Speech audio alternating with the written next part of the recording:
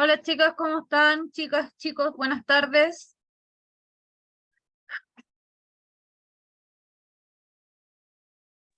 Buenas tardes. Hoy, Dios mío, mi cara, menos mal que no había prendido me eché una regla rápida y menos mal que no prendí la cámara antes, si no hubiesen visto un esperpento peor. Hola, buenas tardes. No importa, profesora. Ya, estimados y estimadas, les cuento. Hoy se supone que es la penúltima clase.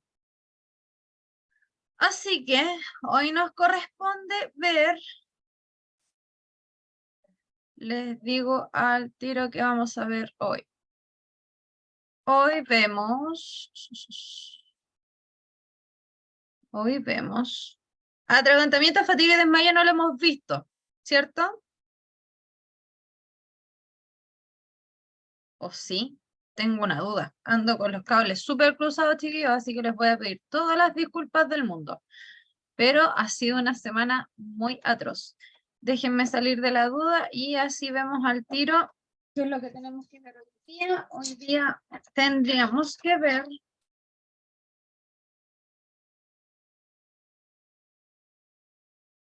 Hoy día tendríamos que ver.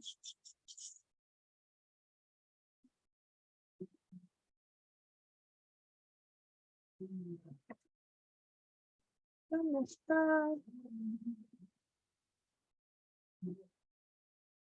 Acá está.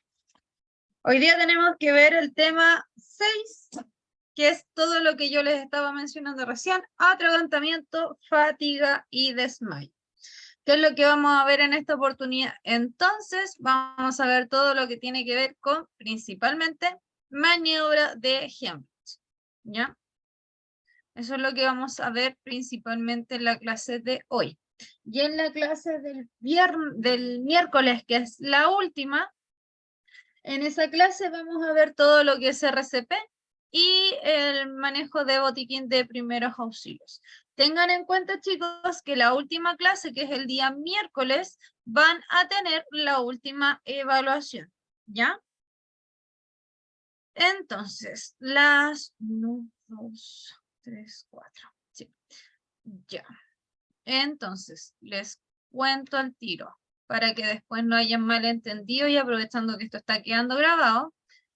Chicos, chicas, yo se los dije en un momento cuando recién comenzamos las clases, yo soy súper flexible, yo no tengo problemas en contestarle WhatsApp, en responder preguntas, etcétera, pero yo con lo que son las evaluaciones, sí me gusta que, así como tenemos la opción de poder darle en 24 horas, que ustedes me pregunten, que me mande condores como ustedes se habrán dado cuenta que tienen una pregunta menos, porque efectivamente me equivoqué, soy humano, lo reconozco, pero yo les dije desde un principio que si tenían problemas para dar una prueba en un tiempo determinado, me tenían que decir, ¿cierto?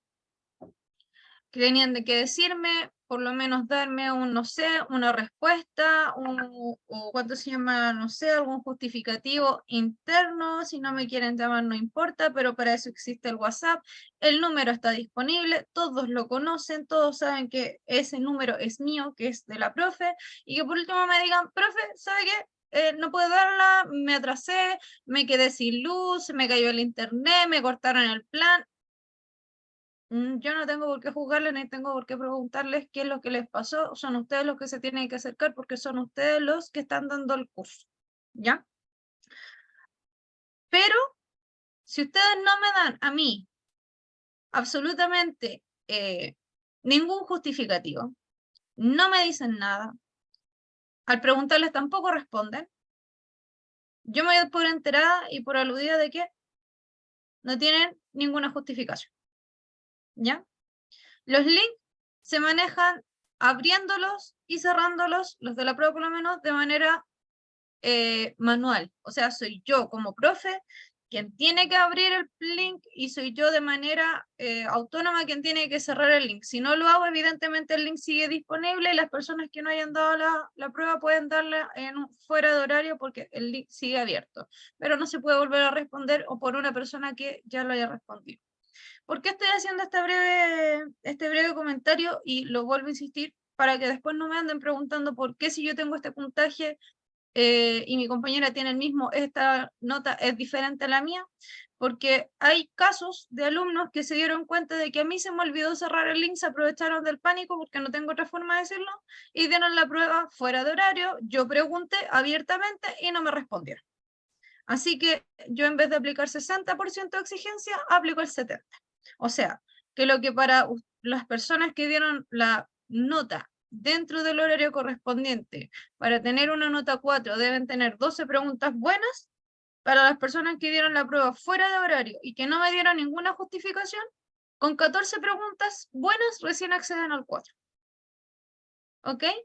Y eso también me parece que ustedes al iniciar el curso les entregaron un manual del alumno, si no estoy mal, que era donde venía todo el tema así como de lo que era manejo de convivencia, etcétera. Me parece que se los tienen que haber mandado en algún punto cuando recién comenzaron el curso. Así que si alguien tiene alguna duda, está escrito, chicos, yo les mando el manual del alumno, no tengo ningún problema, ¿ya?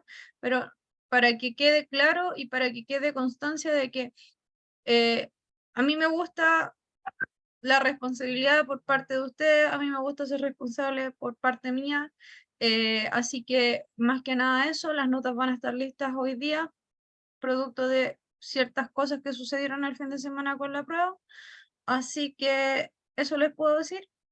Y lo mismo sucede con todo el resto de las evaluaciones que quedan, por lo menos conmigo.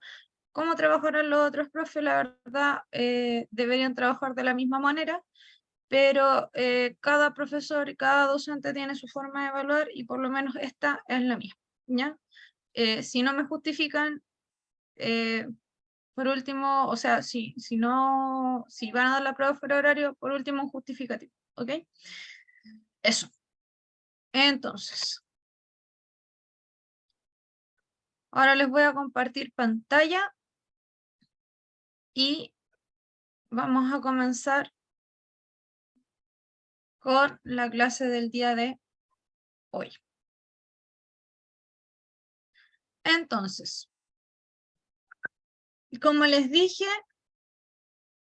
hoy vamos a a ver todo lo que es el curso, en la parte de atragantamiento, fatiga y desmayo, ¿ya?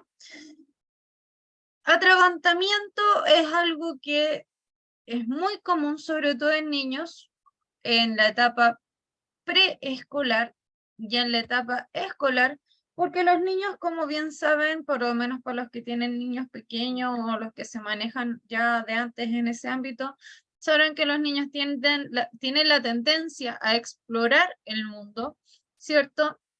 De una manera más física. ¿A qué me refiero?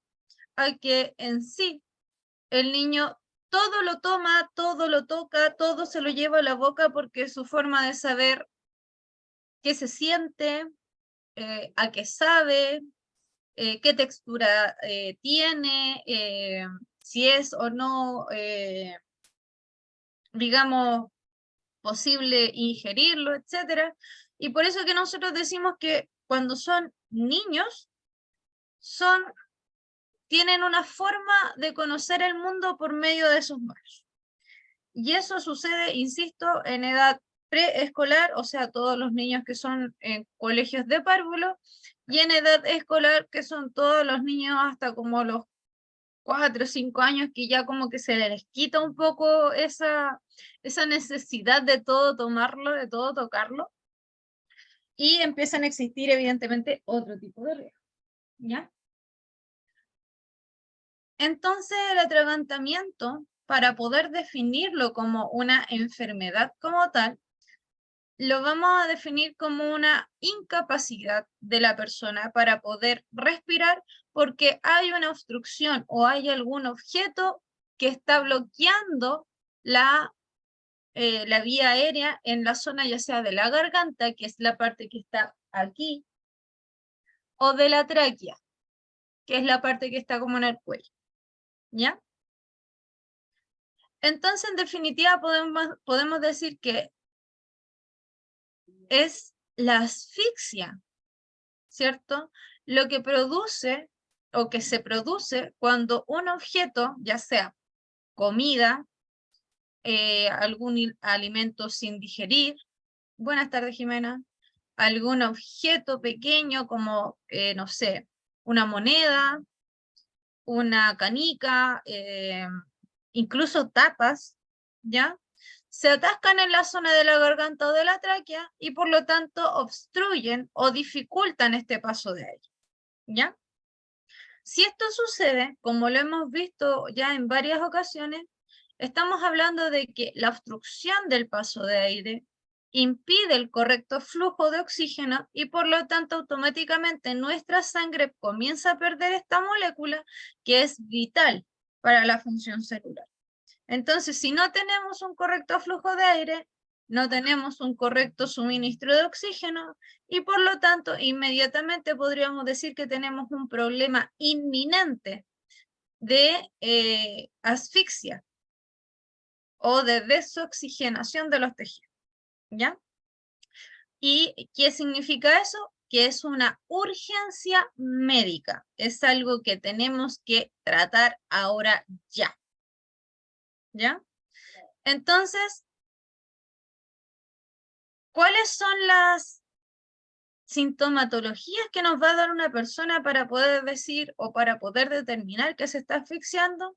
Siempre vamos a asociarla a la incapacidad que va a tener la persona para poder emitir sonido, para respirar o para hablar, ¿ya? Cualquiera de esas tres cosas, teniendo una persona consciente pero que no me habla, que no respira, que nosotros vemos que está con las manos en la garganta, son síntomas y signos de que la persona tiene un problema o que tiene una obstrucción, ¿ya? Hay personas que cuando se ahogan sufren o ¿cuánto se llama? Adquieren algo que se llama tos concomitante. ¿Cuántos de los que están aquí presentes alguna vez se han atragantado con saliva?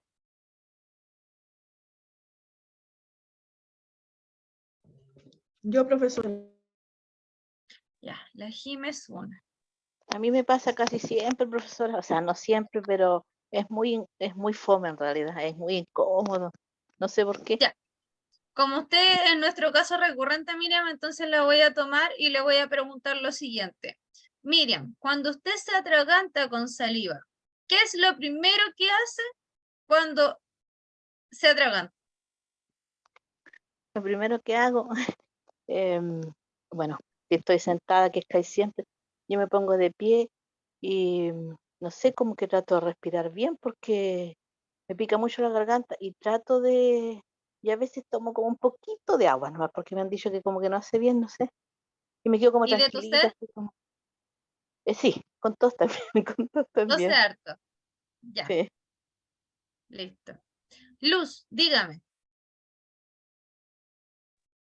Buenas noches, profesora. A mí también me pasa casi siempre, incluso con mi propia saliva me, me pasa porque, y no entiendo, debe ser por lo que estoy con el tratamiento de la tiroides, pienso yo, y lo he hablado también con la doctora, ¿Puede y ser me una opción? dice sí. Entonces, y lo primero que hago, lo primero que hago es tomarme un vaso de agua. Claro, y a veces ni con el agua me calma y sigo tosiendo y eso es horrible. Me duele mucho la garganta, hasta me llega a arder la garganta. Pero usted lo ha dicho, una de las primeras cosas que hacen, y la Jime también lo dijo, una de las primeras cosas que uno hace cuando está viendo que está atorado, que está atragantado, ya sea con lo que con cualquier objeto que sea, ¿qué es lo primero que uno hace? Tose. ¿Cierto? Pero esa tos es una tos que, en definitiva, como que no moviliza nada, porque uno tose como por un acto reflejo.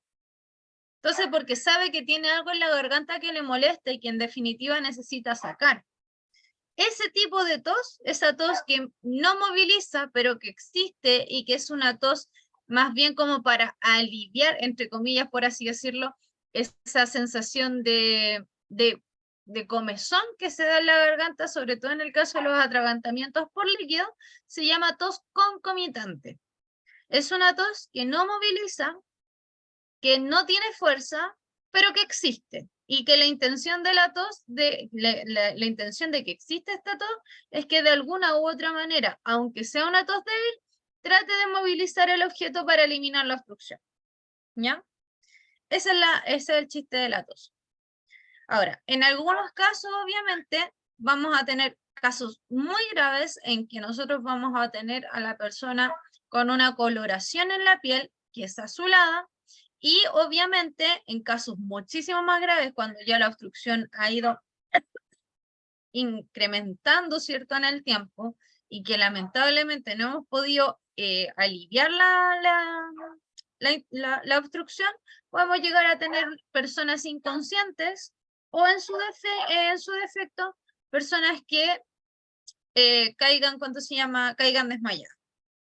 Cuando eso sucede, por lo general, estamos hablando de que la persona por desoxigenación, por falta de oxígeno, cae en un paro respiratorio. Y ahí tenemos que empezar a aplicar otro tipo de medidas que lo vamos a ver más adelante. ¿Ya? Ahora, en la bibliografía, ¿cierto? Nosotros podemos encontrar la definición de atragantamiento también como OVAC. ¿Qué significa esto? Se reconoce como obstrucción de la vía aérea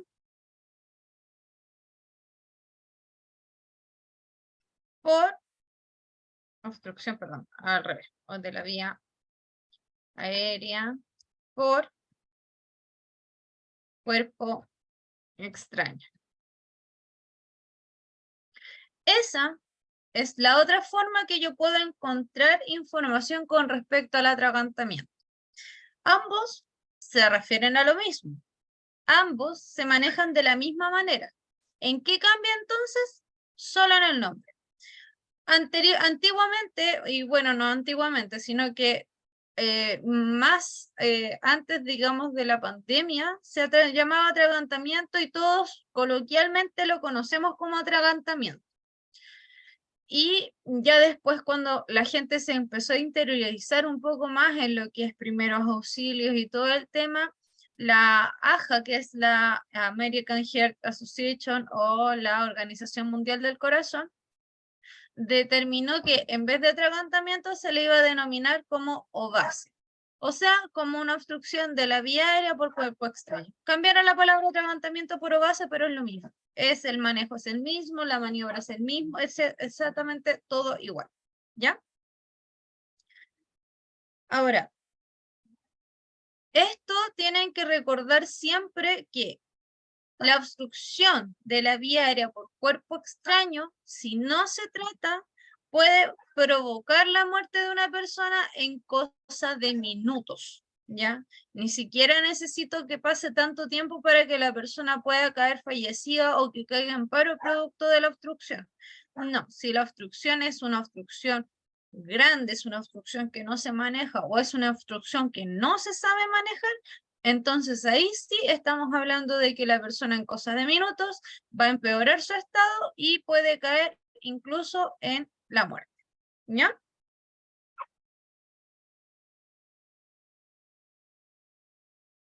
Entonces,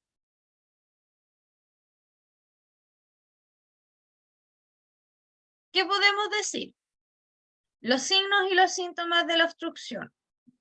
El síntoma universal, como el más común que vamos a tener cuando hablamos de atragantamiento, es que las personas por lo general tienen la tendencia a llevarse las manos a la garganta, como a sostenerse como la zona del cuello. ¿Ya? Es un síntoma muy común y que ocupa mucho sobre todo a las personas adultas. Pero hay otras personas que hacen algo totalmente diferente, y es que la persona se queda quieta, tiesa como un palo. No se mueve absolutamente nada. Y hay personas que no hacen absolutamente nada, ni siquiera se paran, no se mueven, no nada. ¿Ya? Entonces, en ese tipo de personas que no hacen nada, es difícil determinar qué es lo que les está pasando, ¿cierto? Es como cuando el marido le pregunta a la señora, ¿y a ti qué te pasa? La señora puede estar hecha una furia, pero va a responder nada. Cosas que pasan, ¿cierto? Entonces, en ese tipo de casos, cuando no sabemos qué es lo que le está pasando a la persona, tenemos que buscar indicios o señales que nos puedan indicar qué es lo que les está sucediendo, si se está obstruyendo, si se está atragantando, si es que tiene otro tipo de cosas, si es que quiere vomitar, etc. Cuando hablamos específicamente de un atragantamiento o de una obstrucción de la vía aérea por cuerpo extraño, lo primero que vamos a tener, si no hace nada, es la incapacidad para hablar. La persona no va a emitir absolutamente ningún tipo de sonidos, nada. O en su defecto, puede decir que sí emite un sonido, pero son más bien sonidos chirriantes y sobre todo al momento de respirar, o sea, inspirar aire y expirar el aire. Hay un problema para respirar o hay una dificultad ruidosa. ¿Han escuchado alguna vez respirar a un chanchito?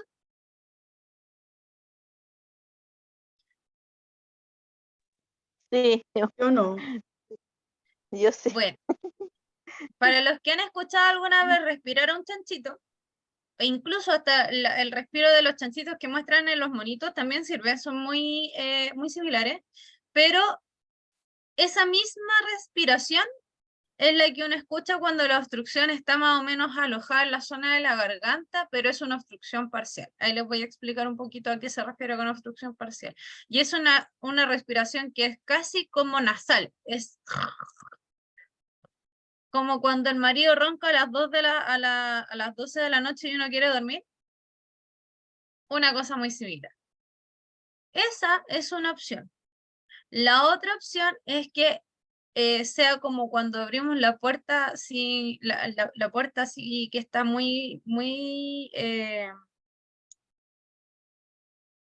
con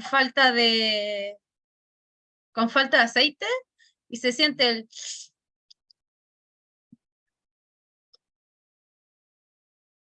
como entre dientes, ¿ya? Esas son opciones, son formas que nosotros podemos determinar de efectivamente hay una obstrucción, ya sea total o parcial, pero ya esos sonidos, teniendo una persona consciente y que además vemos que le cuesta respirar, entonces estamos hablando probablemente de una obstrucción, de un atragantamiento. Otros síntomas que también pueden aparecer es la tos concomitante. O sea, si tenemos una persona con problemas para respirar y que además está tosiendo, inmediatamente lo asociamos a un atragantamiento, ¿ya? Hay otros signos que van a aparecer a medida que va pasando el tiempo y que puede ser el cambio de coloración en la piel, en los labios y en las uñas, ¿ya? Ojo, este cambio de color en la piel es muy específico. La piel se torna grisácea. Los labios, toda la zona de los labios y la zona periférica se torna azul o morada. Y las uñas, ¿ya? Todos vemos que las uñas tienen como un color blanquito, ¿cierto? Que son como lunitas que le dicen a algunos. A mí se me nota mucho en esta uña, miren. ¿Se dan cuenta? Que ahí está el color blanquito y el resto de color rosadito en la uña. ¿Se ve o no se ve? ¿Sí? Sí, se ve, se ve. Ya. Eso, Sí. en las personas que lo tienen muy marcado, como por ejemplo en mi caso, y en las que no lo tienen tan marcado, pero igual se nota un poquito, se les coloca morado, muy morado, casi azul. Ese cambio de coloración, ya, de labios, piel y uñas, se llama cianosis central, ¿ya? La cianosis central es un síntoma que aparece cuando ya la persona está prácticamente sin oxígeno. Ya ha pasado mucho tiempo y no se ha logrado eliminar la obstrucción. Al principio, cuando recién se está alojando esta obstrucción dentro de lo que es la persona, vamos a tener una piel completamente diferente. Vamos Vamos a tener una persona con una piel más roja, típico de persona que se ahoga, ¿cierto? Lo primero que hace es ponerse roja, se ponen roja hasta la oreja, hasta los oídos, ¿ya? Y después va cambiando y tornándose a un color más pálido, más azulado a medida que va pasando el tiempo. Entonces, tienen que recordar siempre que si tienen una persona con este color de piel y además con una obstrucción, ustedes determinan que hay una obstrucción, estamos hablando de que ha pasado mucho tiempo sin oxígeno y es muy probable que esa persona literalmente caiga en paro, ¿ya? Y ya, como les decía, en etapas más avanzadas, sin tratamiento o con un tratamiento deficiente, podemos tener la pérdida del conocimiento y por lo tanto el paro cardio, en este caso respiratorio inicialmente y posteriormente un paro cardíaco, y ahí se junta el paro cardiorrespiratorio. Ahora, para saber qué hacer, ojo, aquí con respecto a la pregunta que me hizo Luz, obviamente tiene tratamiento. El tratamiento, de hecho, de lo que es el tratamiento del atragantamiento es mayormente prehospitalario, ¿ya? O sea, esto del atragantamiento recae principalmente en primeros auxiliadores. Y por eso que el atragantamiento es muy importante que nosotros, como futuros inspectores o asistentes de aula, sepamos manejar esta técnica, porque puede ser que algún día, espero que no, pero algún día se vean enfrentados a una situación de este estilo y tengan que saber actuar, porque ustedes van a generar una diferencia entre que el niño o el adolescente viva o se muera. Ojo, es una responsabilidad súper grande, ¿ya? Pero todo tiene que ver en el cómo ustedes actúen y qué tan rápido y qué tan seguro están actuando con respecto a lo que ustedes están haciendo, ¿ya? Aquí tienen que recordar siempre, las herramientas las tienen, pero la seguridad la tienen que poner ustedes, ¿ya? Entonces, ahora para determinar el tratamiento, lo primero que tenemos que tratar de hacer es determinar si el niño está consciente, tenemos que tratar de animarlo a toser, ¿ya? Ojo, en niños desde un año y adultos, sí vamos a determinar si la obstrucción es parcial o total. ¿Cómo vamos a saber si la obstrucción es parcial? Vamos a saber si la obstrucción es parcial porque la persona va a ser capaz de poder emitir algún tipo de sonido, ¿ya? ¿Qué tipo de sonido? Va a ser una respiración ruidosa, va a ser sonidos chirriantes al momento de respirar, o incluso va a hablar tipo susurro, pero va a poder emitir sonido, ¿ya? En este tipo de casos lo que nosotros tenemos que hacer es tranquilizar a la persona, porque sabemos que una persona que no está 100% tranquila va a hiperventilar y por lo tanto se va a quedar sin oxígeno más rápido, y hay que tratar de hacer que tosa. Si nosotros vemos que la persona está tosiendo, pero que esta tos es inefectiva porque no logra eliminar la obstrucción, entonces partimos aplicando la maniobra de Heimlich, ¿ya? Ahora, ojo, primero, si es parcial, primero lo animo a toser y si no logra movilizar, recién aplico Heimlich. Versus, ¿cierto? Si la persona no emite ningún tipo de sonido y está morada o está con la piel de otro color, ¿cierto? Como roja, por ejemplo. Si eso sucede, inmediatamente aplico Heimlich. No lo animo a toser, no espero que trate de eliminar la obstrucción por sí sola, no. Si yo lo veo que no está respirando y que además se está cambiando de color, inmediatamente aplico Heimlich. Esa es la diferencia entre una obstrucción parcial y una total. En la parcial yo puedo hacer que la persona trate de toser para que de manera autónoma elimine la obstrucción, o en su defecto, si es total, yo debo inmediatamente aplicar Heimlich. ¿Ya? ¿Se entiende la idea? ¿Sí? ¿Más o menos? Sí, profesora, sí. Profesora, gracias. Ya. Sí, profesora. Entonces, alguno de aquí, antes de que yo les pase a explicar la maniobra, ¿conoce la maniobra de Heimlich o le ha tocado aplicar algo similar a la maniobra de Heimlich? No, a mí no, profe.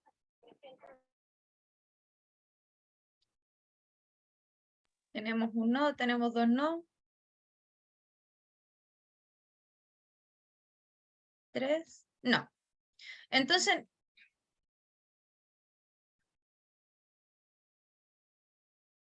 ya.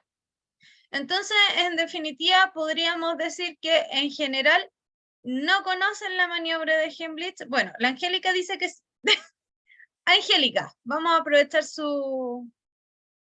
¿cuánto se llama? Su conocimiento. ¿Le ha tocado aplicar o conoce la maniobra?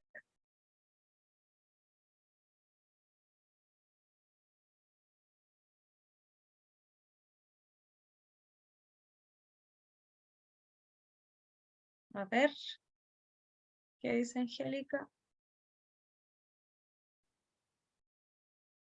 Bueno, Aló, ahora sí. ahora sí. Ya, sí, estaba hablando y no le había puesto. Estaba hablando, pero súper entusiasmada, pero le apuesto que no había prendido el micrófono. No, po, es que estoy del celular ahora, entonces con el computador es más fácil. Ya, Está tan viejo mi cuénteme. celular que de repente, ya, la maniobra no la conozco, yo no la he hecho, pero mi hija, ella es bombero. Entonces ¿Ya? ella me enseña todas esas cosas, todo lo que tengo que hacer si hay un incendio, temblor, todo lo que tienen que saber los bomberos. Entonces, por eso yo más o menos la conozco. Nunca la he... Nunca la he la he- aplicado, pero por lo menos sabe de qué se trata. Exactamente, exactamente. Entiendo. Perfecto. Entonces, como en general, y dándome cuenta de que por norma, por lo que me estoy dando cuenta, nadie conoce la maniobra de Heimlich, entonces vamos a pasar por lo básico. La maniobra de Heimlich es la única maniobra que podríamos decir que se puede utilizar de manera prehospitalaria para una urgencia médica, ¿ya? Para que me entiendan un poquito. Si ustedes se han dado cuenta hasta ahora, la mayoría de las urgencias médicas consisten en estabilizo y traslado, ¿cierto? En este caso, Heimlich, yo no puedo hacer eso. En este caso, yo para poder trasladar, primero tengo que desobstruir. Y eso lo tengo que hacer de manera prehospitalaria, o sea, haciéndome cargo yo del paciente hasta que llega el personal digamos, especializado, que vendría siendo el área de la salud. Pero, ojo, el personal del área de la salud, para que ustedes lo sepan, si se encuentra con una persona que está o que tiene una obstrucción de la vía aérea, no lo va a trasladar inmediatamente. Lo primero que va a hacer es tratar de terminar de desobstruirlo para posteriormente trasladarlo y estabilizarlo. Por eso que esta maniobra es súper importante y es muy fundamental, sobre todo en los niños, ¿ya? ¿En qué consiste la maniobra de Heimlich? Es una maniobra bastante simple, ¿ya? Y que consiste en, yo me paro detrás del paciente, tal como se ve en la imagen, y también les voy a mostrar las pequeñas, digamos, variantes que pueda tener, pero sigue siendo maniobra de Heimlich, ¿ya? Yo me paro detrás del paciente y lo rodeo por la zona de la cintura, ¿ya? Con las manos, ¿ya? Una empuñada y la otra es encima, tapando la mano que tengo empuñada, la sitúo en la boca del estómago. Y aquí hagamos lo siguiente. Ustedes, para saber dónde está la boca del estómago, se van a tocar las costillas, van a seguir subiendo hasta que las manos se unan, y aquí se van a dar cuenta que queda como un espacio, ¿cierto?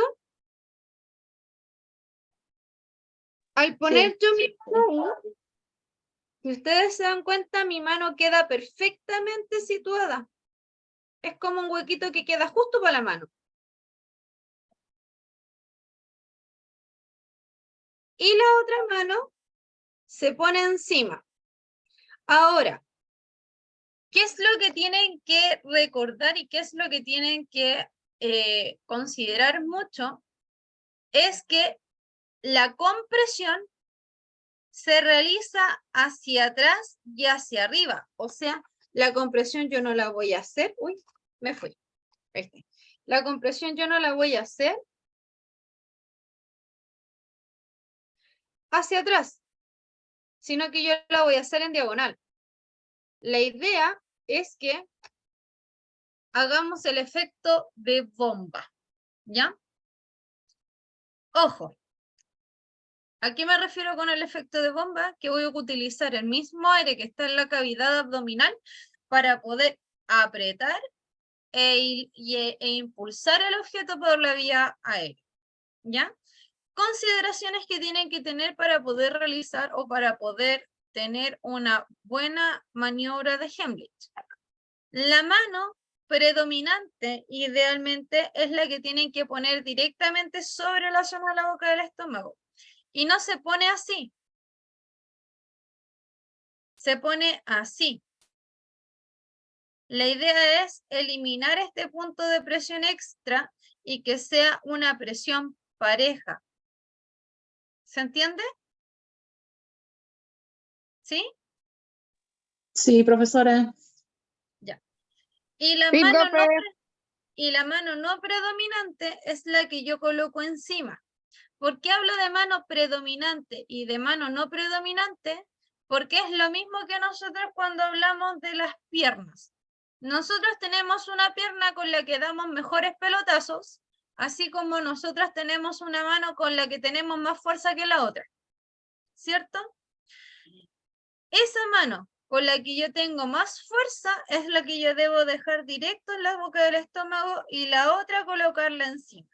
Cosa que se genera una buena presión y yo siento que estoy ejerciendo una buena cantidad de energía al momento de comprimir. ¿Ya? Esta maniobra tiene una particularidad. ¿Y cuál es la particularidad de la maniobra de Heimlich?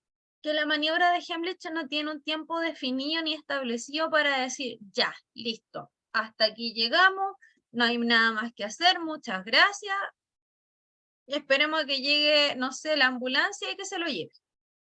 No. La maniobra de Heimlich, al igual que lo que vamos a ver en el RCP, es una maniobra constante. No tiene un tiempo ni un periodo definido para poder decir, ya, hasta aquí nomás llegamos haciendo compresiones. No, es algo que es periódico, constante. Se realiza sin interrupciones hasta que yo elimino la obstrucción. Esa es la finalidad de la maniobra y por eso es que se hace ininterrumpidamente hasta que eliminemos la obstrucción. ¿Ya? Para que lo tengan en consideración. ¿Qué más tenemos que saber con respecto a la maniobra de RCP? Que la maniobra de RCP tiene que fijarse en la posición. Acá tenemos nuestro paciente. Acá si tomamos nuestras manos para hacer la compresión, ¿cierto? Pero nuestros pies tienen que estar un pie más adelante que el otro, igual que lo de las manos. La pierna predominante la tengo que tener más cerca del paciente que la pierna no predominante. O sea, me paro como en diagonal. Perdón, pongo las piernas como en diagonal. En vez de pararme recto, ¿cierto? Con mis dos piececitos aquí, juntos. Yo lo que tengo que hacer es pararme con una piernita más adelante que la otra. ¿Ya? ¿Cuál es la idea de esto? Que si ustedes por ABC o D motivo se imaginan que el paciente se les desmaye,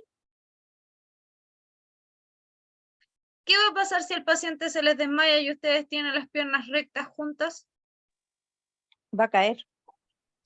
¿Va a caer Lo hace- solo o va a caer conmigo? con la persona. Los dos. Los dos. Los dos Vamos a caen. ver, vamos a Sí. ver, los dos juntos a espalda del loro, como dirían coloquialmente. Exactamente. En cambio, si yo tengo las piernas levemente anguladas, separadas, y una más adelante que la otra, me da estabilidad y me da la chance de poder agarrarlo para que yo, como auxiliador, sea la persona que pueda ser capaz de dejarlo en el piso para comenzar posteriormente a realizar RCP. ¿Ya? Profe, Entonces, dígame. ¿y qué pasa en el caso de que los niños son chiquitos, son bajitos? ¿Cómo hacemos Ahora, eso? esta es, para que ustedes me entiendan y la idea, antes de pasar al tema que usted me está preguntando, esta es la maniobra a modo general, Ujú. ¿ya? Porque evidentemente tenemos, por eso les decía que después de ver esto íbamos a pasar a ver las variaciones. En las variaciones es en donde nosotros entramos a hablar de, bueno, ¿y cómo lo hago con un niño pequeño? ¿Cómo lo hago con una embarazada? ¿Cómo lo hago con un bebé? ¿Cómo lo hago si estoy solo o sola? ¿Ya? Porque recuerden, quiero ser bien enfática, que aquí hablamos de niños desde 1 año y hasta adultos conscientes se les utiliza esta maniobra. Ojo, desde 1 año y adultos conscientes utilizan esta maniobra, de que me paro por detrás y hago la maniobra. Porque los lactantes menores de 1 año y conscientes, la maniobra de Heimlich es diferente, no es la misma. Por eso que es importante que si yo por ABC o X motivo en la prueba les pregunto si la maniobra de Heimlich es igual en adultos y en lactantes, ¿cuál sería su respuesta? No es igual. No, no es Es igual. diferente. No es Sí. igual. No es igual. Porque para que fuese igual, yo les tendría que decir que la maniobra de Heimlich es igual en adultos y niños. Porque los niños son considerados desde 1 año hacia adelante. El lactante está considerado hasta el año. ¿Se entiende la idea? ¿Sí? ¿Para que queden claros los conceptos? Sí, profe. Sí, profesora. Ya. Ahora, Luz, dígame. Le hago una consulta referente, usted está hablando de los lactantes. De los lactantes, profesora, bueno, a mí me ha tocado más de una vez darles palmaditas en la espalda. ¿Eso es bueno o no? Eso de hecho es lo que se hace. Pero ojo, que la maniobra de Heimlich en lactantes, bebés pequeñitos, no solo consiste en palmaditas en la espalda, sino que además uno debiese hacer como una suerte de intercambio. Intercambio entre palmaditas en la espalda y compresiones en el tórax.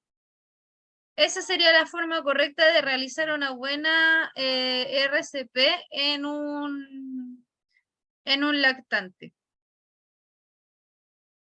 ¿Sí? ¿Se entiende la idea, Luz? Sí, profesora, gracias. Ahora sí ya voy a, De hecho, o sea, ya veo la diferencia sobre todo, sí. y de hecho ahora vamos a pasar a ver las diferentes variantes, como les decía, y cuál es la manera correcta de realizar la maniobra de Heimlich en un bebé. Ahora, ¿cuál es digamos, la manera en que se moviliza la maniobra de Heimlich? Es como, para que ustedes se hagan la idea, es como utilizar un sopapo. ¿Ya?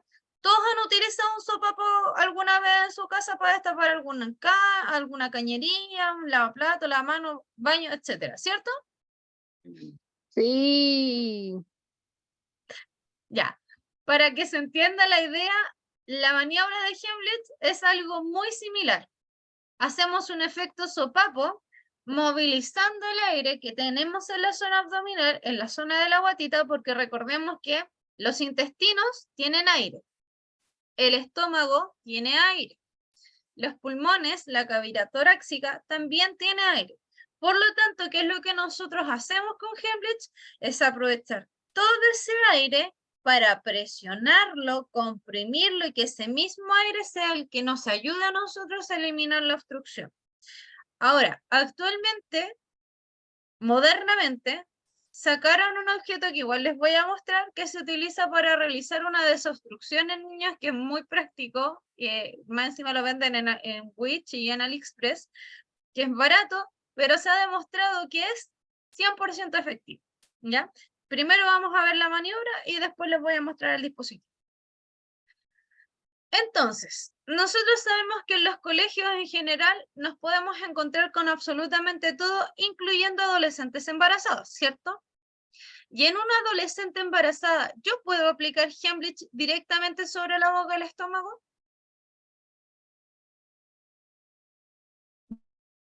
No, ¿Sí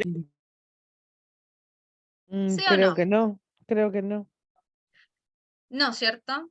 Más probablemente que no, más que sí, sí.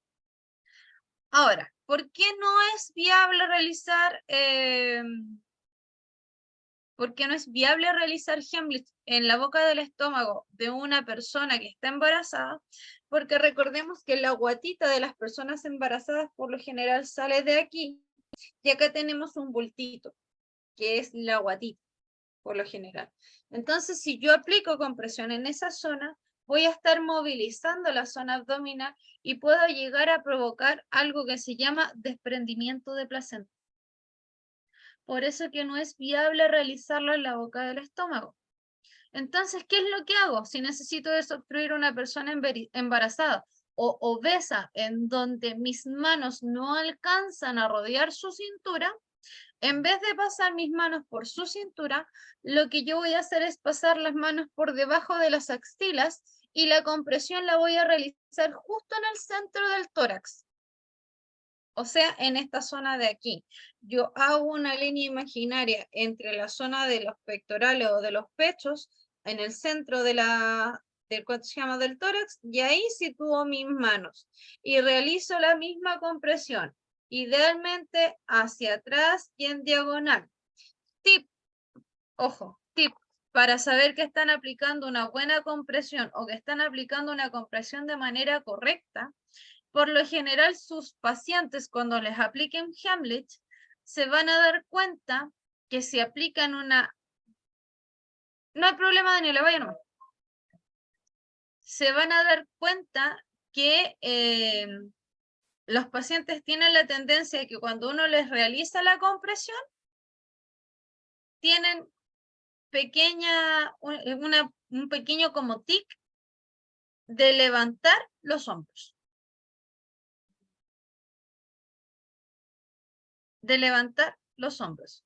Pequeño. Y eso es una forma de poder determinar que estamos aplicando una compresión efectiva, una buena compresión, ¿ya? Y cuando se aplica en la zona de la boca del estómago pasa también exactamente lo mismo. Se levantan levemente los hombros, es como un acto reflejo. Puede ser ya sea por la molestia o puede ser también por la cantidad de presión de aire que se está movilizando. Para responder a la pregunta una fue de Luz y la otra fue de...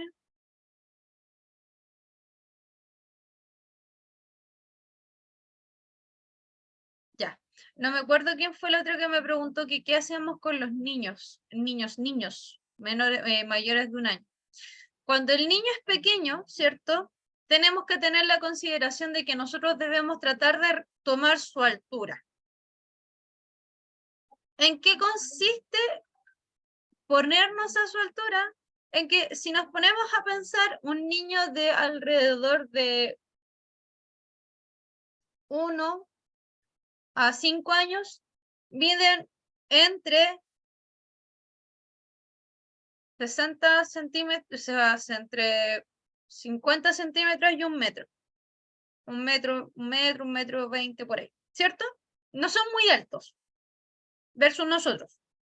Entonces lo que nosotros tendríamos que hacer es hincarnos, literalmente, ponernos de rodillas con la misma, adoptando la misma posición que si fuese con un adulto. Separar levemente las piernas y poner una más adelante que la otra. Cosa que si el niño se me cae, yo sea más fácil poder tomarlo y poder dejarlo en el suelo. ¿ya? Pero me pongo a su altura. Y además deben considerar que la cantidad de fuerza que voy a aplicar para realizar la compresión tiene que ser proporcional, evidentemente, al tamaño y a la contextura del niño. Porque no le puedo aplicar la misma cantidad de energía a un niño chiquitito y flaquito que al mismo niño de la misma edad, pero que es más alto y es más gordito, ¿cierto? Necesitamos una cantidad de energía diferenciada para la contextura y el tamaño, ¿ya? Por eso que es importante poner ojo. Nosotros sabemos que hoy en día los niños de 14, 15 años miden incluso más que uno de repente, ¿sí? Yo ahí lo veo, por ejemplo, con mi hijo mayor tiene 4 años y me llega más arriba de la cintura y tiene 4 recién. O sea, ¿qué es lo que me queda a mí después para cuando crezca, cuando tenga 18? Le voy a preguntar el clima, pero ya se va a hacer un tema aparte. Entonces, eso es lo que tenemos que considerar. Tamaño con textura. Todo ad hoc al tamaño y con textura. ¿Ya? Y falta una última técnica antes de pasar a la técnica del niño, o sea, del bebé, perdón, que es, ¿qué hago si yo estoy solo o estoy sola y me estoy atragantando?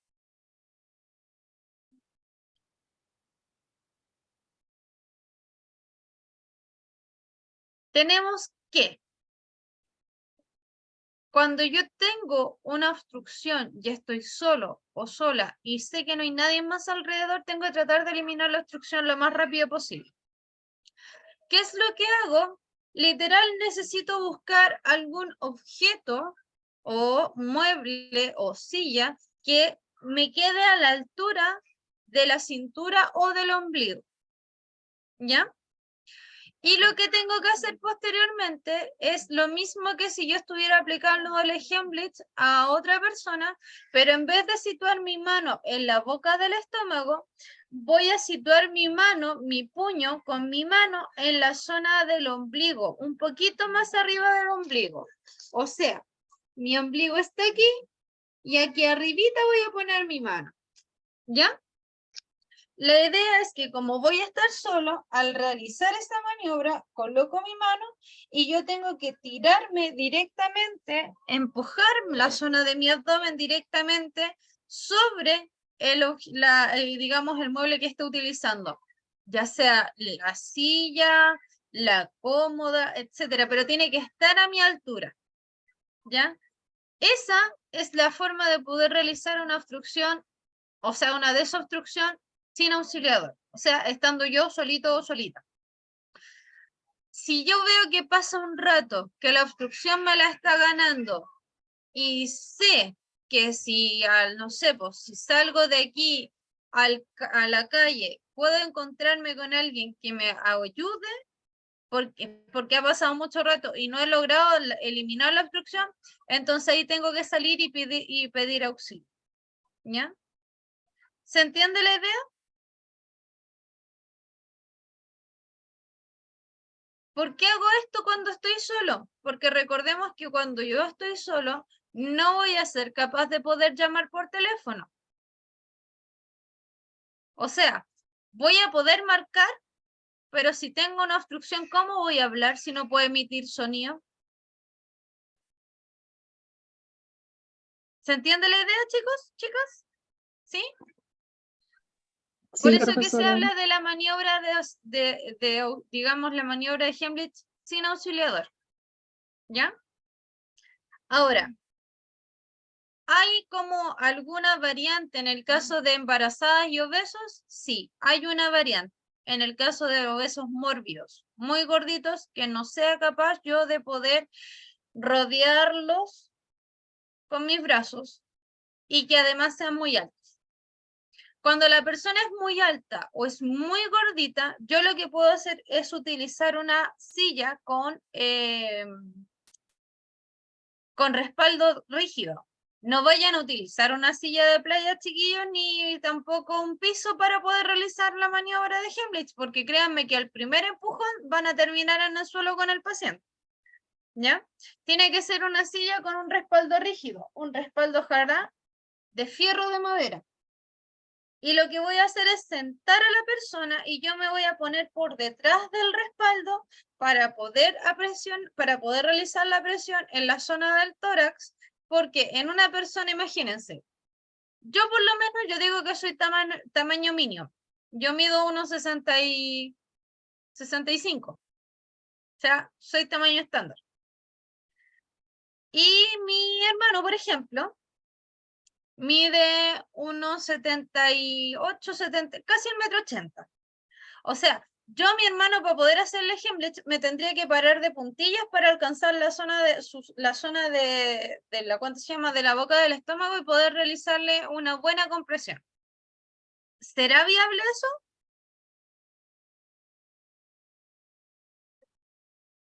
No, ¿cierto?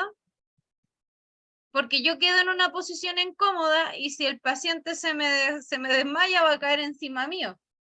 Entonces, por eso yo ahí puedo utilizar la silla y cuando utilizo la silla coloco mis manos en la boca del estómago y realizo la compresión. ¿Por qué? Porque yo en vez de ponerme yo a su altura, cosa que va a ser más difícil, logro poner al paciente a mi altura y puedo realizar una mejor compresión y distribuir mejor la energía. ¿Ya? Por eso que se habla de variaciones, pero la maniobra sigue siendo la misma. ¿Ya? Hasta aquí. ¿Dudas, consultas, preguntas? Sí, ¿me podría explicar la última parte, por favor? ¿Cuál La parte? de donde, porque yo mido 1,50 m. ¿Ya? Entonces, todos son más grandes que yo. Ya, Entonces, sí, ya, para que se entienda mejor, María, cuando hablamos de un paciente que es mucho, mucho más alto que uno y que no alcanzamos a poner nuestras manos en la boca del estómago, me explico. Por ejemplo, yo mido 1,65 y mi hermano mide 1,70. Para yo poder realizar una compresión a mi hermano, yo tengo que elevar mucho mis manos y quedo en una posición incómoda, porque si él se me cae, se va a caer junto conmigo, por su altura por su altura y su peso, ¿cierto? Entonces, para poder evitar eso, lo que yo puedo hacer es tomar en este caso a mi hermano, sentarlo y él con la silla, poner mis manos por detrás, situar mis manos a la altura de la boca del estómago y realizar las compresiones. De esa manera ocupo una variación, o sea, lo pongo, en vez de ponerme yo a su altura, lo pongo a él a mi altura para poder realizar la compresión en la zona de la boca del estómago y realizarle la maniobra de Heimlich. ¿Se entiende mejor? ok, Yo pensé sí. que yo voy Sí. a andar con un pisito en caso de, porque también soy chica. No, créame que si anda con un piso va a ser peor porque imagínense, se le desmaya el paciente y usted está arriba del piso. Sí, tienes razón.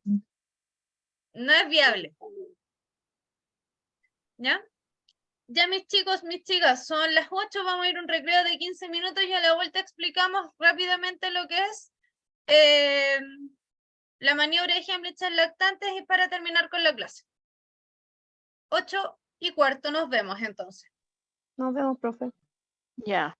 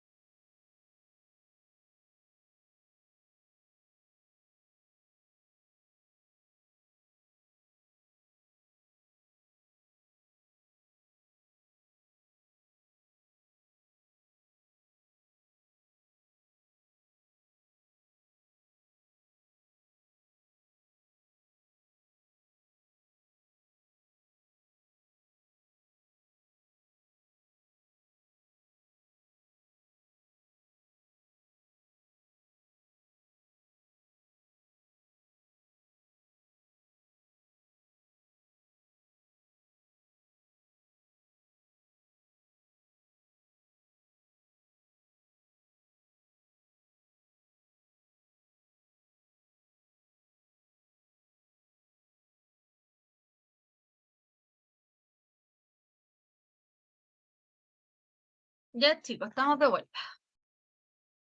Entonces, ahora vamos a pasar a explicar la maniobra de Cambridge en bebé.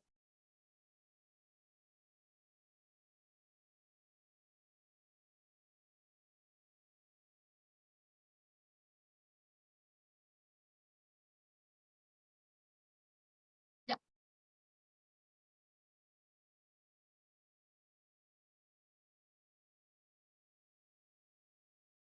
Les presento al bebé para que vean cómo es. Es un bebé, si se dan cuenta, es un peluche, pero tiene el tamaño de un bebé, más o menos de como 3, 4 meses. Ya, entonces, cuando hablamos de Hemlich en un lactante, o sea, en un bebé menor de 1 año, que está consciente o que se mueva, lo que nosotros tenemos que hacer es tomarlo de la siguiente forma. En nuestro entrevaso lo vamos a poner de manera de que sus pies queden entre medio, uno a cada lado. Y nuestra mano predominante la vamos a poner en forma de C, sujetando la zona del cuello. ¿Se ve? ¿Se entiende? Sí, profesora. ¿O prefieren que saque el filtro virtual para que se entienda mejor? Vamos a sacar el filtro Sí, virtual. mejor, profe. Vamos a sacar el filtro virtual mientras tanto. Espérenme.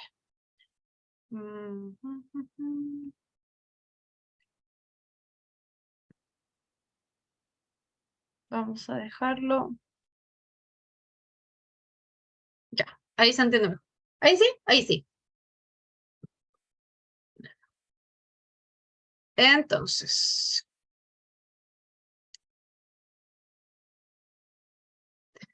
tengo a mi bebé entonces y entre medio del antebrazo un piececito a cada lado y mi mano en tipo C.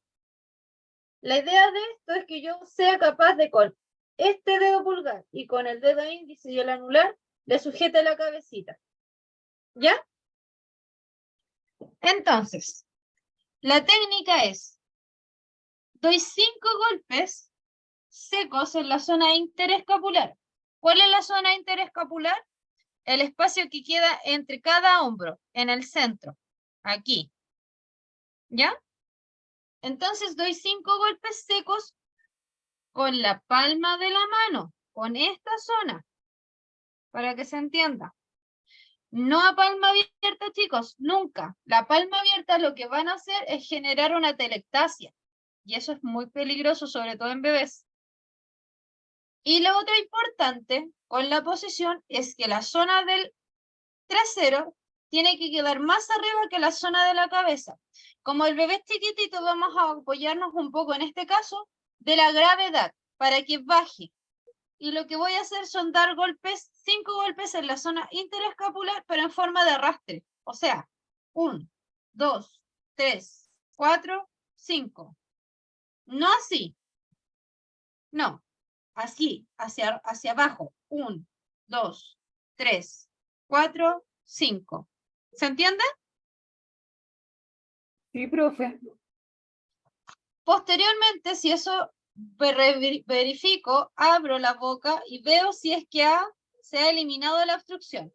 Una forma fácil de verificar si se ha eliminado la obstrucción es que el niño va a empezar inmediatamente a llorar, ¿cierto?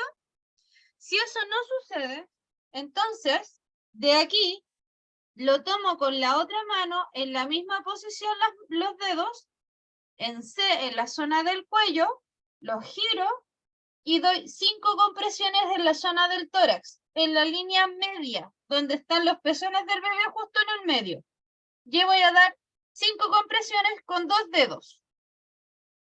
1, 2, 3, 4, 5. Vuelvo a verificar si se eliminó la obstrucción. Si no, vuelvo a cambiar. 1, 2, 3, 4, 5. Verifico, no pasa nada. 1, 2, 3, 4, 5.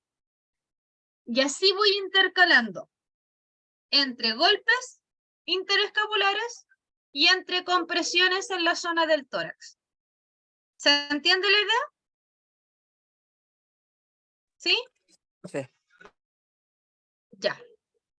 Ojo, esto al igual que en el adulto, le voy a hacer la cantidad de veces que sea necesario hasta que el niño elimine la obstrucción o en su defecto suceda lo que no nos gustaría, que el niño cayera en paro. O sea, el niño deja de respirar, cae inconsciente y por lo tanto cambiamos inmediatamente de maniobra de Heimlich a maniobra de RCP.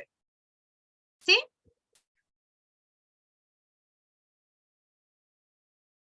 ¿Dudas, consultas, preguntas?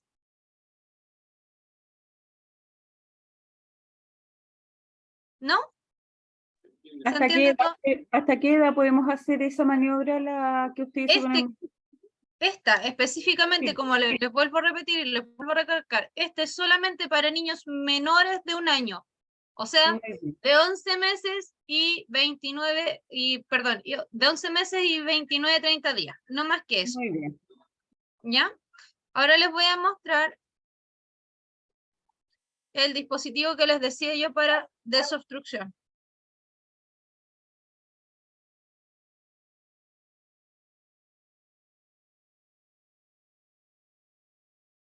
Voy a compartir aquí pantalla para que lo puedan ver.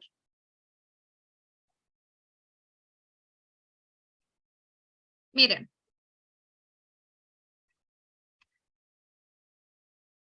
Se llama LifeVac.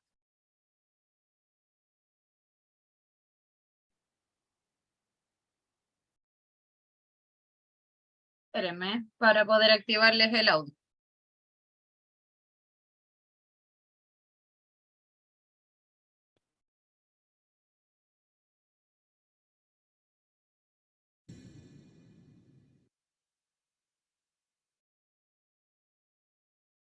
Auxiliar en caso de atragantamiento.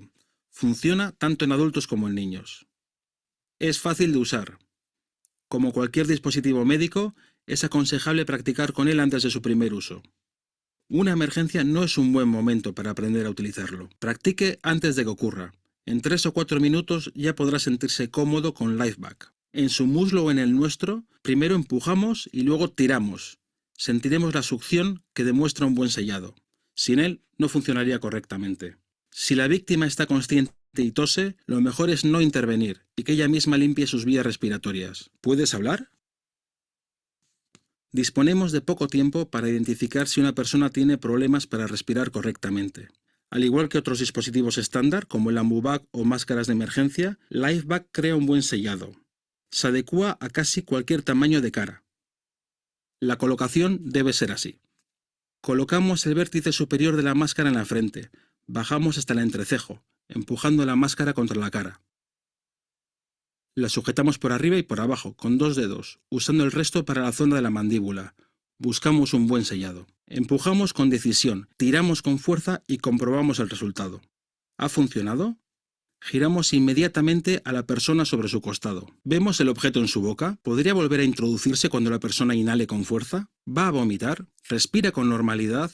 Entonces dejémosla de costado hasta que recupere su ritmo respiratorio. Si no lo consigue, volveremos a la posición inicial y repetiremos los pasos. Iniciamos en la frente, bajamos y sellamos. En ocasiones, la boca estará tan cerrada que deberemos abrirla usando un dedo entre las encías o dientes. Empujar con fuerza y tirar hacia afuera. Ladeamos y miramos el resultado con atención. ¿Respira con dificultad? Normalmente la persona inspirará, o toserá o vomitará. Otra razón para la posición ladeada. Se puede usar repetidas veces hasta que lleguen los servicios de emergencia. LifeVac es sencillo de usar. 1, 2, 3. 1. Colocar el aparato en el paciente. 2. Comprimirlo. 3. Tirar hacia afuera. Así de sencillo. Las emergencias por atragantamiento pueden suceder en cualquier momento y en cualquier lugar. ¿Se entiende la idea? Sí, profesora. Si se dan cuenta, y de hecho les voy a mostrar aquí para que ustedes puedan mirar, es un dispositivo sumamente simple de utilizar. Es un dispositivo que, como podrán darse cuenta, es lo mismo prácticamente que un sopapo, que típico que usamos en las cañerías, pero en este caso, este sopapo específicamente, ¿cómo lo vamos a utilizar y en dónde? En personas. Y si se dan cuenta, son dispositivos que están disponibles en prácticamente cualquier página de estas de compra, tipo, por ejemplo, Wish, AliExpress, páginas, digamos, más rebuscadas y más conocidas como Mercado Libre. No es algo que esté fuera del... Si ustedes se dan cuenta, no es algo que está fuera, fíjense, no es algo que está fuera de nuestro alcance. O sea, yo aquí les estoy mostrando una página de AliExpress y en AliExpress lo venden en este precio. Y ahora si quieren páginas más confiables, a los que no les guste comprar, por ejemplo, en ese tipo de páginas, tenemos páginas de Mercado Libre, por ejemplo. Y si se fijan, es lo mismo que les ofrece AliExpress, pero a un precio muchísimo más elevado. Y vuelvo a insistir, es muy simple de utilizar y además aquí, por ejemplo, en Mercado Libre viene con 3 tipos de boquilla para la cara. Para adultos, para niños y para pediátricos. ¿Se entiende la idea? ¿Por qué se los muestro? Porque es algo que a lo mejor puede ser que en algún momento ustedes se encuentren en algún colegio que lo estén utilizando actualmente y que por lo tanto, por último, tengan que tener la noción de qué es lo que es. ¿Ya? Pero esto es, en definitiva, es un verdadero sopapo para uso humano. ¿Se entiende la idea, chicos? ¿Chicas? Sí, profesora. Sí, profe. Hasta aquí, ¿dudas, consultas, preguntas? ¿No? No, profe. No, profe. Ya. Entonces vamos a cambiar de tema ahora y vamos a pasar a hablar de lo que es lo que nos queda, que es fatiga y desmayo. ¿Ya? Fatiga y desmayo son dos conceptos que están íntegramente relacionados, pero que pueden suceder de manera simultánea como pueden suceder de manera separada. Me explico. Cuando hablamos de fatiga, la mayoría aquí en algún momento en su vida ha sentido fatiga. ¿Qué es la fatiga? La fatiga es una sensación de falta de energía, de cansancio, de agotamiento, que es algo que por lo general todos pasamos en algún momento, en algún punto de la semana. Pero esta respuesta, esta fatiga como tal, es una respuesta normal a algo tan simple como un esfuerzo físico, a sensación de estrés, aburrimiento, falta de sueño. O sea que típico que si nosotros vemos a algún alumno en clases bostezando, está fatigado. ¿Por qué? Porque está aburrido. ¿Ya? Y por lo tanto, entonces entendemos que la fatiga va a ser un síntoma común y muy regular, ¿cierto? Que no va a representar una enfermedad seria como tal. ¿Por qué no juegas otra cosa, bebé? Estoy ocupadita. Por favor. ¿Vale? Juega otra cosa, por favor. ¿Ya? Una cosa más. Sí, vaya para allá. Sorry, chicos. Entonces, como les decía, la fatiga es es un síntoma normal, común del cuerpo, que no va a representar una enfermedad seria como tal. Pero donde tenemos que empezar a tener ojo, cuando la fatiga se hace crónica, permanente, que no, yo puedo haber dormido más de 24 horas y aún así siento cansancio, o puedo no estar haciendo nada y aún así siento esa sensación de aburrimiento, esa sensación de cansancio, de falta de energía, ahí recién puedo entrar a pensar que la fatiga lo puedo tomar como un signo de un trastorno físico o mental más grave. Por ejemplo, las personas que sufren de depresión, que sufren de estrés o que sufren de ansiedad, son personas que por lo general tienen fatiga crónica, ¿ya? O sea, se asocia a algo más emocional, más físico, más mental, que algo como enfermedad como tal, ¿ya? Es un síntoma de. Y por otro lado tenemos el desmayo, que el desmayo es la pérdida del conocimiento breve, ¿ya? Por una disminución principalmente del flujo de sangre hacia la zona del cerebro, ¿ya? Este tipo de situaciones dura muy poquito, un par de minutos a lo más, se recupera la persona en forma rápida, en forma completa. Yo no debo aplicar ningún primer auxilio, digamos, extra, más que estar pendiente que la persona reaccione, ¿ya? El término técnico para desmayo es la palabra síncope. Cuando a mí me hablan de síncope, no compres nada. No, no, no, no, no, no, no. Ahí estamos mal. Te dije, juega otra cosa. Y te dije, estoy haciendo clases, por favor. ¿Ya? Toma. Ve. Entonces, como les decía, la terminología técnica es síncope. O sea, si a mí me dicen la persona tuvo un síncope o la persona se desmayó, se están refiriendo exactamente a lo mismo. ¿Ya? Como podrán darse cuenta, pueden ser, se pueden juntar y la fatiga, esta sensación de falta de energía o cansancio, puede llegar a provocar un desmayo, y una persona que se desmaya puede llegar a tener fatiga, pero no necesariamente la fatiga sí o sí tiene que derivar en un desmayo, o el desmayo sí o sí tiene que derivar en fatiga. ¿Se entiende la idea? ¿Sí?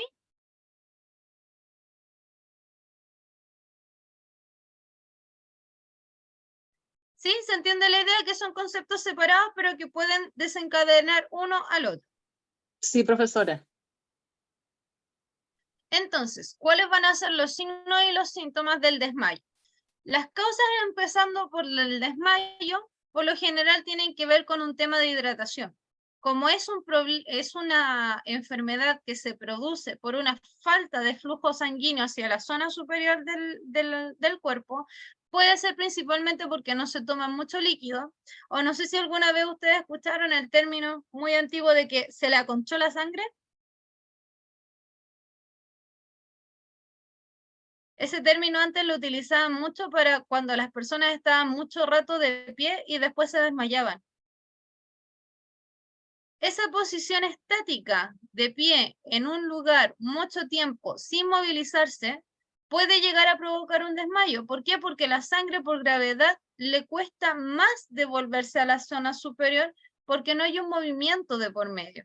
Y obviamente la sangre por gravedad va a estar más atraída hacia la zona de la tierra que hacia la parte del cielo, como valga la redundancia. Entonces, por eso le cuesta más devolverse.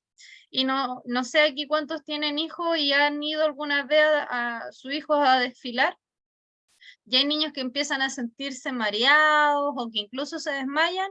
Es por lo mismo, porque están tanto rato de pie y puede estar asociado a que no hayan tomado suficiente líquido o que no hayan tomado un buen desayuno que le provoca este tema del desmayo.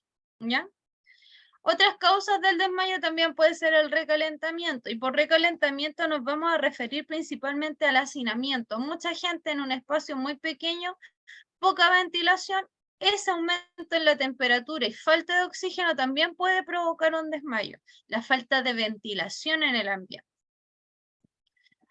Otra causa tiene que ver más con lo emocional, las sensaciones muy intensas, las respuestas al dolor, la respuesta a algo traumante o incluso ver sangre o algo que los atemorice puede provocar un desmayo. Muy película de ciencia ficción, típico que a la protagonista le dicen que se muere el papá, la mamá o el hermanito, no sé, y que la protagonista se desmaya.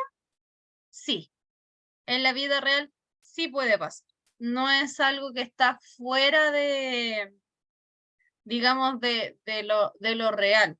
Y eso, por ejemplo, es algo que nosotros tenemos que considerar cuando a los alumnos les fallece algún familiar y les tienen que dar la noticia cuando están en clase, cuando están en el colegio.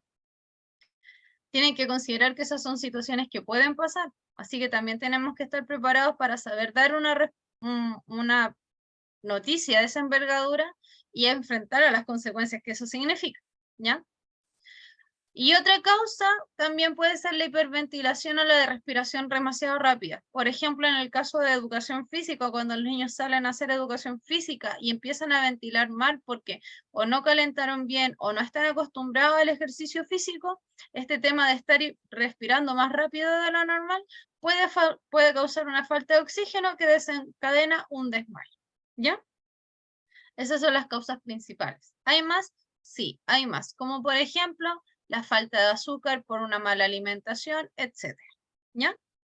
¿Cuáles van a ser entonces los signos y los síntomas que vamos a encontrar en una persona que está previa a desmayarse? Náuseas, mareos, son los más comunes. Además podemos tener la sensación de transpiración y calor, o esa sensación principalmente, como diríamos nosotros, de escalofrío, esa sensación de sudor helado y a la vez de calor en la cara. También podemos tener la visión borrosa o con manchas, que la terminología técnica se le llama fotopsias. ¿Ya? Que es muy común cuando, por ejemplo, uno aprieta los ojos muy fuerte y después los abre, se ven como puntitos de colores, o negros o blancos. Esos puntitos que ustedes ven son fotopsias. Por otro lado, tenemos el zumbido en los oídos. El zumbido en los oídos se puede relacionar con presión muy alta o presión muy baja, ¿ya? Y el nombre técnico a este zumbido del oído se le llama tinnitus, ¿ya? Esa sensación como de pitito en los oídos, de zumbido, ¿ya?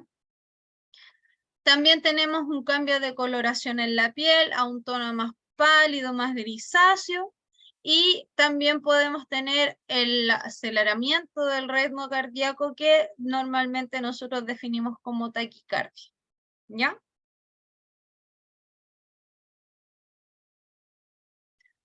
Por otro lado, la fatiga tiene sus propias causas. La fatiga puede ser producto de enfermedades propias de la persona, como por ejemplo anemia, como anemia ferropénica, o sea, anemia que le falta fierro, ¿ya? Una persona que tiene problemas por falta de fierro. Podemos también tener causas como, por ejemplo, enfermedades, digamos, de carácter mental, como la sensación de depresión o la aflicción, ¿cierto? Preocupación, etcétera, también puede llegar a fatiga. Una deficiencia de hierro sin necesidad de tener anemia, que la deficiencia de hierro, tanto como la anemia, son de carácter más médico y tienen que ser como más diagnosticados, pero también causan anemia. Si ustedes se dan cuenta, la mayoría de las personas que sufren anemia están más somnolientas, ¿cierto? Típico que uno anda con mucho sueño y le dicen al tiro, ah, tienes anemia. Sí. Ese estado de somnolencia como constante en las personas con anemia es una sensación de fatiga. Otra causa de la fatiga es los medicamentos. ¿Y qué tipo de medicamentos específicamente? Los medicamentos que se usan para trastornos, digamos, de carácter mental, como los sedantes, que son medicamentos para dormir, o los antidepresivos, que son estabilizadores del ánimo. Los estabilizadores del ánimo, si bien es cierto, logran, como su nombre lo dice, estabilizar el estado emocional de la persona, pero tienen un efecto secundario, y es que causan mucha fatiga. La persona está muy cansada muy constantemente, ¿ya? Las personas que sufren de dolor persistente por alguna enfermedad pueden sufrir también de fatiga.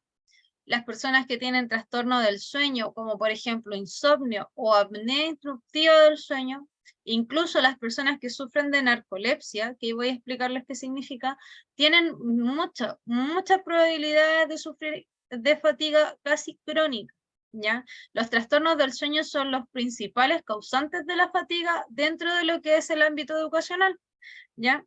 Por ejemplo, el estudiante universitario tiene mal dormir porque la mayoría estudia y trabaja, o porque se quedan hasta altas horas terminando trabajos, certámenes, etc. Y en el caso de los estudiantes digamos de nivel medio, están con clases todos los días, a la misma hora, la jornada escolar completa es bastante extenuante, más encima tienen que estar trabajando, haciendo trabajos, tareas que mandan para la casa en muchos casos, entonces eso también causa un trastorno del sueño que es bastante recurrente, ¿ya? Y las personas con narcolepsia son las personas aquellas que se les conoce como el síndrome de la bella durmiente. ¿Lo han escuchado alguna vez? Sí, profe. ¿Sí? Entonces, Angélica, sabrá que el síndrome de la bella durmiente son personas que duermen largas cantidades de tiempo, pueden estar incluso más de 24 horas durmiendo, pero al momento de despertar, sufren un estado de fatiga potente. Ahora, uno diría, bueno, pero profe, ¿por qué si duerme tanto tiempo va a estar fatigado? Empecemos a sumar causas. Cuando uno duerme, ¿es capaz de comer? No, No, hay ¿O un de desgaste beber algo? físico. Exactamente. no. Hay un desgaste físico ahí de por medio que es lo que causa en este caso la fatiga. Porque la persona con narcolepsia se alimenta mal, se hidrata mal y su cuerpo, su sistema de excreción, o sea, las vías por las cuales nosotros eliminamos las toxinas, estamos hablando principalmente de riñones y tracto digestivo, también funciona mal, porque la persona no se levanta al baño tampoco, ni a orinar, ni a defecar. Entonces eso también termina aumentando los riesgos de fatiga y de fatiga crónica, ¿ya? Por lo general la narcolepsia tiene tratamiento, pero es un tratamiento que disminuye un poco las causas secundarias más que la causa principal, ¿ya? Por otro lado tenemos las personas que sufren de tiroides, ¿ya? ¿Y por qué digo que sufren de tiroides? Porque las personas que sufren tanto de hipertiroidismo como de hipotiroidismo, o sea, que secretan mucha tiroxina o que secretan poca tiroxina, también tienen en muchas ocasiones tienen fatiga asociada, ya sea porque es muy activa la tiroides o porque es poco activa. Recuerden que la tiroides regula prácticamente gran parte de nuestras funciones metabólicas. Entonces, si estas están trabajando en mala forma, vamos a estar fatigados. Y aquí en el caso de los adolescentes, es poco visto el tema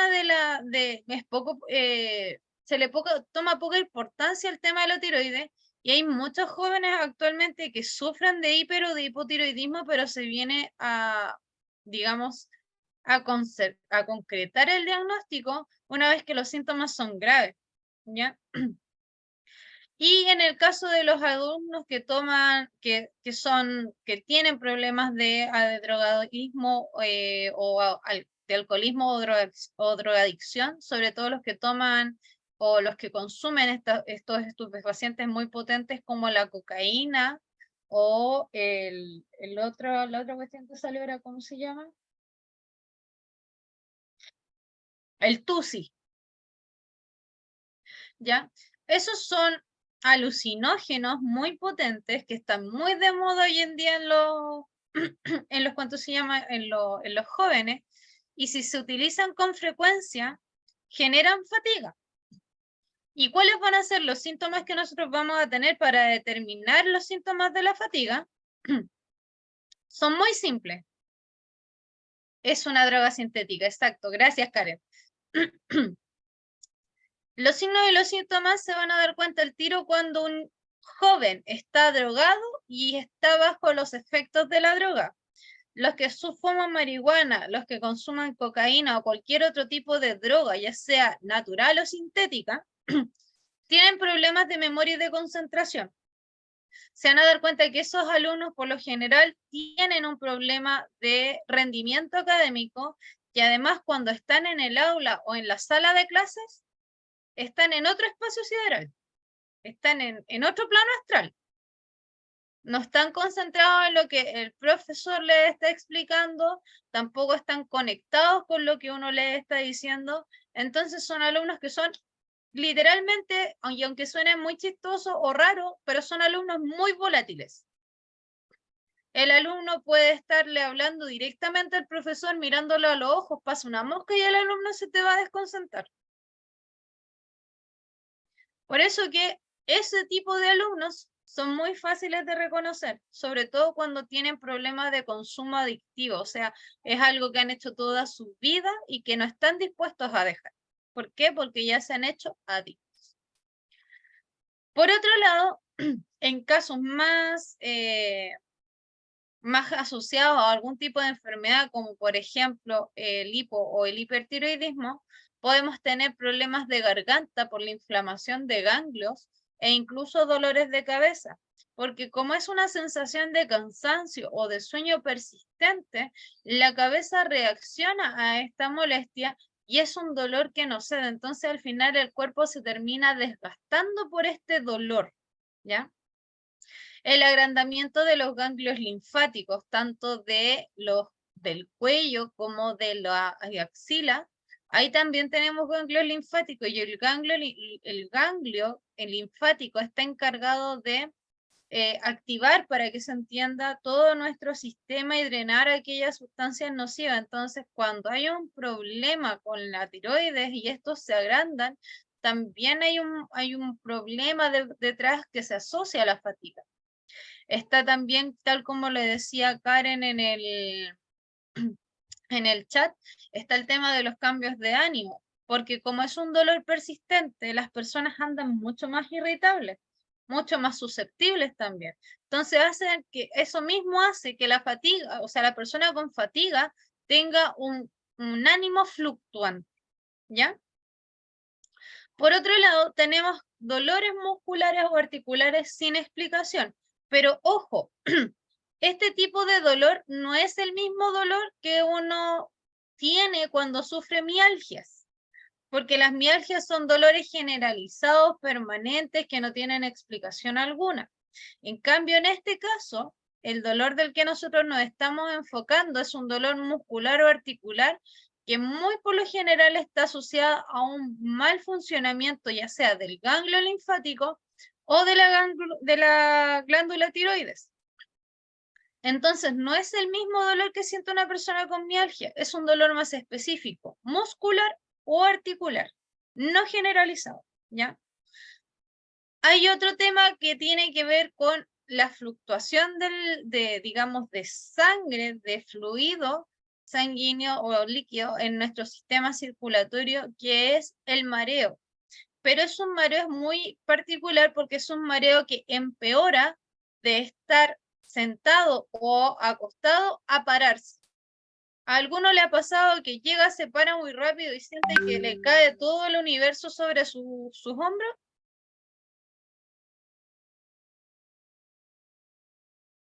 Como una sensación de pesadez, ¿no? Bueno, esa sensación que puede uno sentir, valga la redundancia, cuando está sentado y se para muy rápido y siente que le cae todo el universo sobre sus hombros, se le llama hipotensión postural.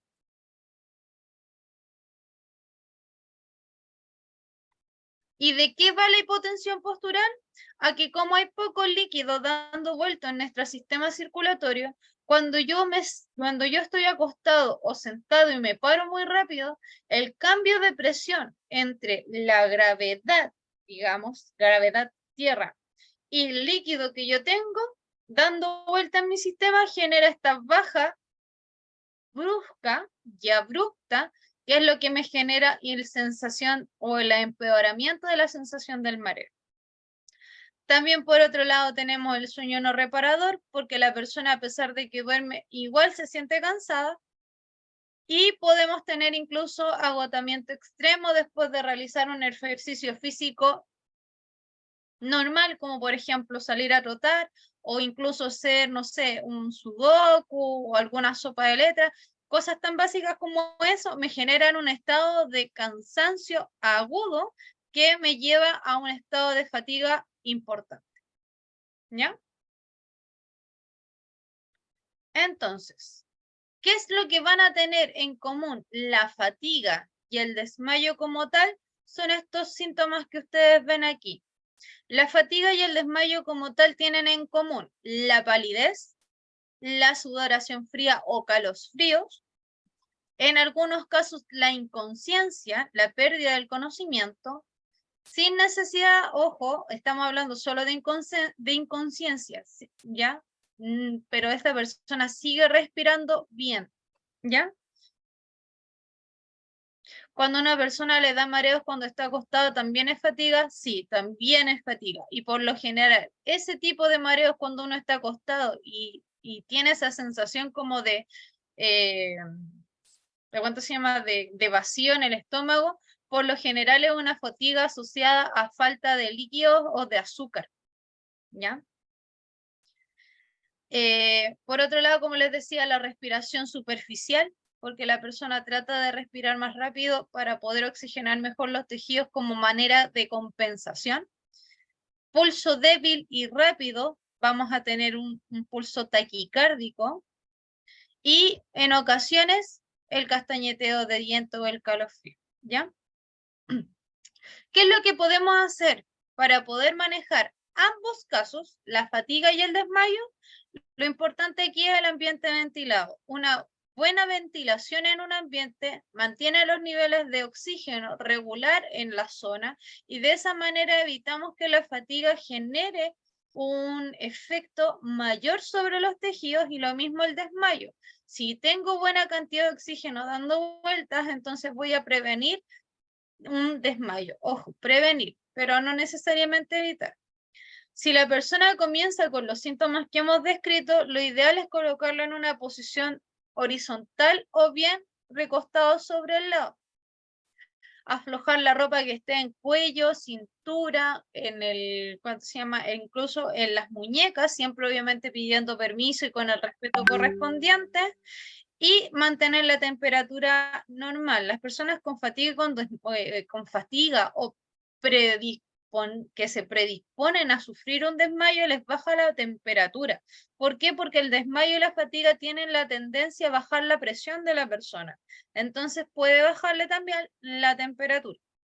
Y lo otro que podemos hacer es elevar las piernas en un ángulo de como de 40 centímetros, de 40 grados, o 30 centímetros para que se entienda mejor, y de esa manera aumentamos el flujo sanguíneo desde la zona de las piernas hacia la zona del tórax para evitar, ¿cierto?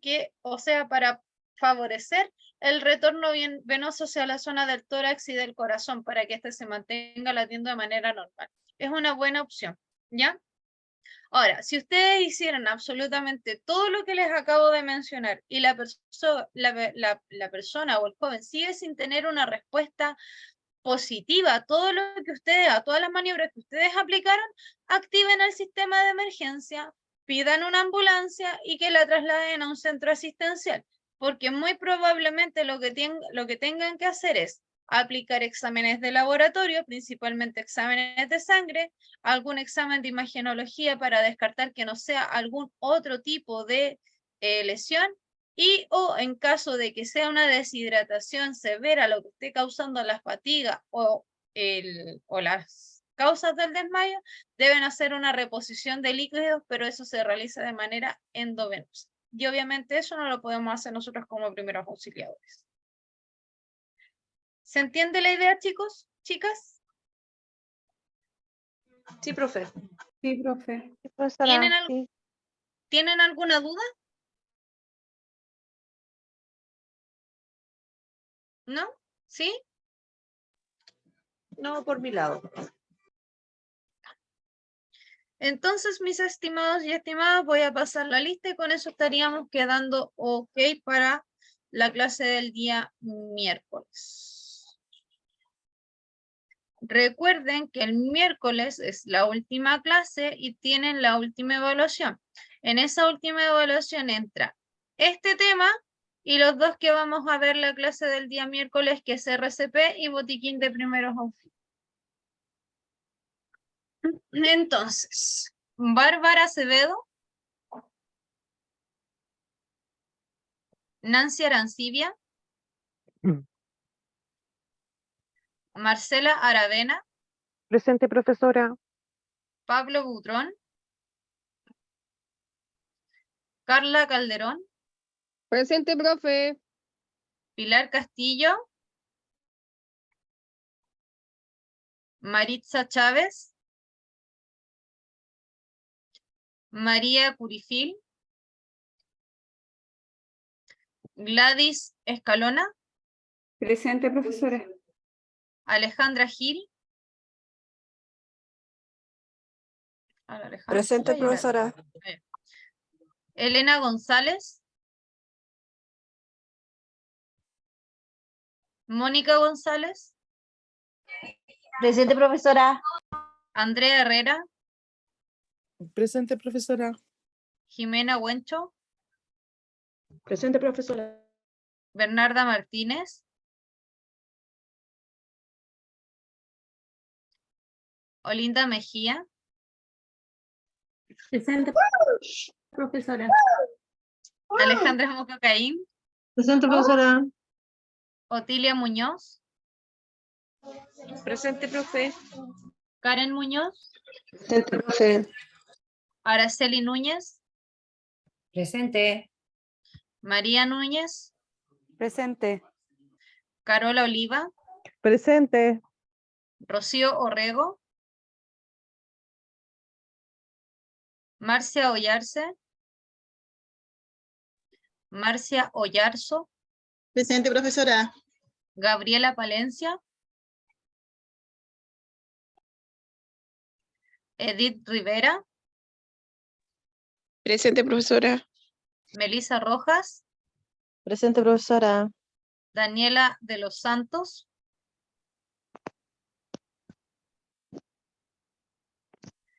Miriam Núñez, Suárez. oh, perdón, Miriam Suárez, sí, Presente. Nicole Torres, Presente. Rosa Torres, Presente, profesora. Lorena Triviño, Presente, profesora. Jocelyn Vega, Presente, profesora. Mario Venegas Presente. y Alexandra Verdugo. Ya, alguien que esté presente que yo no haya nombrado o que se me haya pasado.